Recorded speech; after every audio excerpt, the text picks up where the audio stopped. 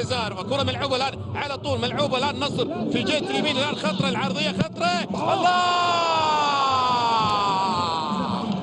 النصر ما عنده كره، خطره عنده جول.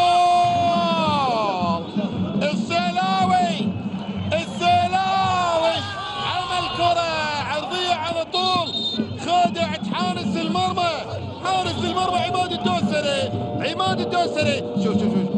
شوف السلاوي، حاول السلاوي لكن عمله في الزاويه. السلاوي حتما من سهل في اللعبه هذه، من سهل اكيد مو سهل. لاعب عنده 12 هدف لحد الان، والهدف هذا هو ال 13. شوف في نفس الزاويه، لا شيء سجل في الدقيقه الرابعه لهذا اللاعب اللي لديه الكره الان، هو اللاعب السلاوي. يمرر كره حلوه، هي فرصه جول. الله! جول بغاش يسجل هدف، يسجل لنادي النصر، يسجل هدف حاج بغاش. لكن مالك معاذ اللي هي مالك معاذ الى الحاج بغاش في مرمى عماد الدوسري. هدف ثاني. شوف هي موفيه، وبالتالي عامل الخبره في مالك معاذ، ولكن في الامام سلاوي، وكره لسلاوي، محاوله للسلاوي العرضيه للسلاوي، كره جول.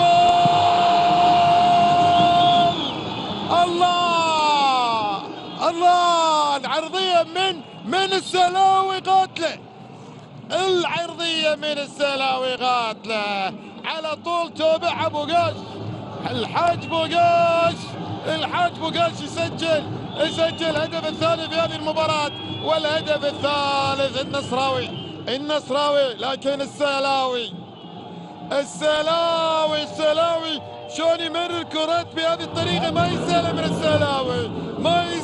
السلاوي، ولا يسهل من الحاج بوغاش الذي تابع الكرة على طول في الجول.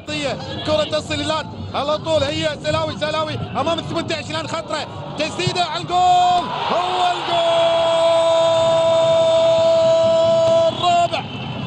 ربح النصر، وهو للنصر يبدو ذلك بين سعود حمود، ربح سعود حمود لتصبح رباعية في مرمى التعاون عن طريق سعود حمود العائد من الإصابة. وبالتالي هنا ما ترانا ايضا بجانبه سمو الامير فيصل بن تركي رئيس نادي النصر، يتابع ويؤازر النصر بعد الخساره الاخيره من الهلال. الغريم التقليدي هنا يعود، هنا في استاد الامير فيصل بن فهد، يعود النصر برباعيه في مرمى. الهدف الاول كان لنجم النصر محمد السلاوي، ومؤخرا ايضا الهدف الرابع لسعود حمود، وهذه توغل وكره ملعبها وكره فاصله،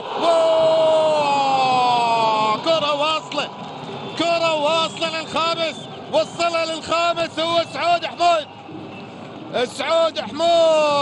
سعود حمود يسجل الهدف الخامس للنصر في مرمى التعاون.